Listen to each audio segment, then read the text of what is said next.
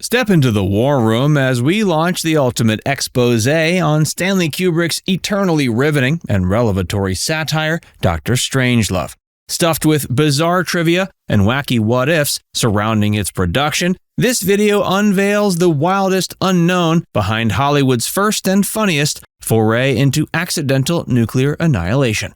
From conspiracy theories being disturbingly close to reality to the film's sexual innuendos somehow evading detection, we slip behind the big board to reveal the strangest truths about this satire that rattled audiences. Facts First presents Peter Sellers' salary for Dr. Strangelove will leave you speechless.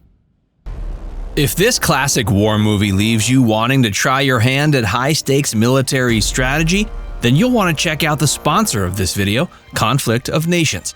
Conflict of Nations is a free, online PvP strategy game. You choose a real country to lead during World War III, while you fight up to 128 other players in real-time tactical combat.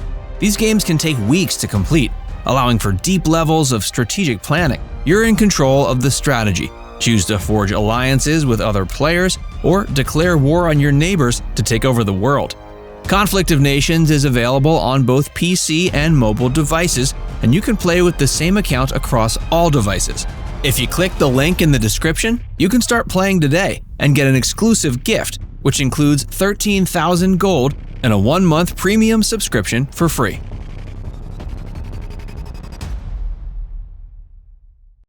Kubrick's satirical vision born from a serious novel. Originally, Kubrick intended to faithfully adapt Peter George's dramatic Cold War thriller Red Alert, consumed as he was with nuclear annihilation literature. But the inherent absurdity of the political blunders proved fertile ground for satire. Much to the studio's comedy-wary chagrin, Kubrick leaned into the farcical potential, turning the nail-biting potboiler into an uproarious tour de force that lampooned the follies of mutually assured destruction. The not-so-lone star. When Slim Pickens, veteran of Western fare, signed on to play gung-ho bomber pilot Major Kong, Stanley cunningly led him to believe Dr. Strangelove would be a straight-faced thriller akin to Pickens' cowboy ventures.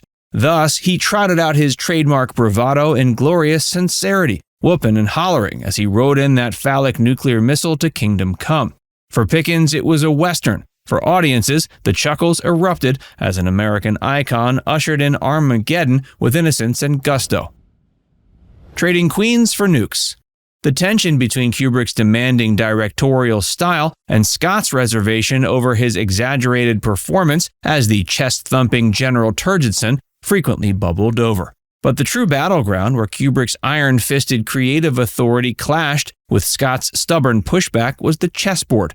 The two rivals played ruthlessly to settle creative disputes, Kubrick leveraging his superior chess acumen to manipulate Scott's overblown takes necessary for the film's satirical sting. The genesis of Strangelove himself.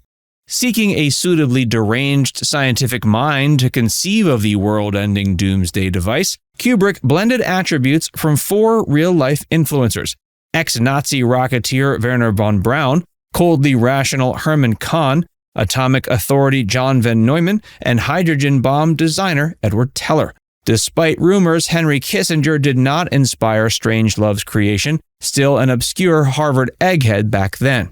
This Nazi-born Frankenstein's monster, brought chillingly to life by the great Peter Sellers, would sear himself into cinematic history. Kubrick's cold executions. 2 radically different endings were considered, but both got axed by the notoriously meticulous director. The original, surrealist finale depicted an epic pie fight escalating into cream-covered chaos. But post-assassination, the tone jarred. The replacement conjured a haunting dissonance. Scenes of nuclear blasts, buoyed by Verolin's wartime ballad We'll Meet Again. The bittersweet rendition, reputedly suggested by Sellers' comedy partner, perfectly amplified the film's send-off into mushroom clouds. Ripper's paranoid delusions rooted in fact. General Ripper's obsession over precious bodily fluids being contaminated was not made up in Kubrick's twisted imagination. The John Birch Society, founded in 1958, poisoned small-town America with conspiracy theories about water fluoridation, resulting in bans under threats of arrest.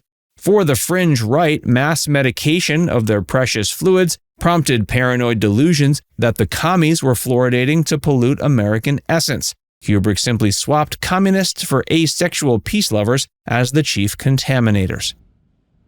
Too soon. An early cut, tested on the day JFK was assassinated, featured Slim Pickens' Major Kong inventorying paraphernalia for an amorous weekend, including in Dallas.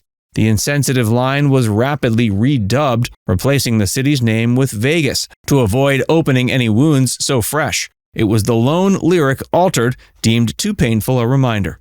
The film's release was also delayed until January, judging correctly that a satire about sudden nuclear annihilation of the country's leader would strike the grieving public as gallows humor at its least appropriate. Not the only Strangelove in town. In a strange twist, Columbia Pictures simultaneously produced another Cold War thriller, Failsafe, directed by Sidney Lumet, suspiciously similar to Stanley Kubrick's project. Both charted accidental nuclear launches and scrambles to save face and humanity. Sensing plagiarism, Kubrick pushed to get his satire out first, protecting his creative turf. And the plot worked. Failsafe landed 9 months later, failing to achieve Strangelove's glory. And the films were polar opposites in tone. Failsafe starkly somber, Kubrick's was scathingly comic. No one noticed the sexual innuendos. After the film's racy visual and verbal metaphors flew under the radar, it took an art history professor contacting Kubrick's months after the premiere to comment on the naughty puns and Freudian imagery all through. Besides obviously suggestive names like Jack D. Ripper, Merkin Muffley, and Buck Turgidson, phones and TV studios are labeled CRM, with the shorthand CRM-114 explained as Correctional Reproductive Device. The war room itself, filled with aggressive males competing to violate the world fastest, is the ultimate projection of potency and pregnant danger. Duping Scott into comic brilliance. Perhaps because he was recruited for his militaristic bravura from Patton and not for his comedy chops, George C. Scott balked at playing his puffed chest General Turgidson too broad.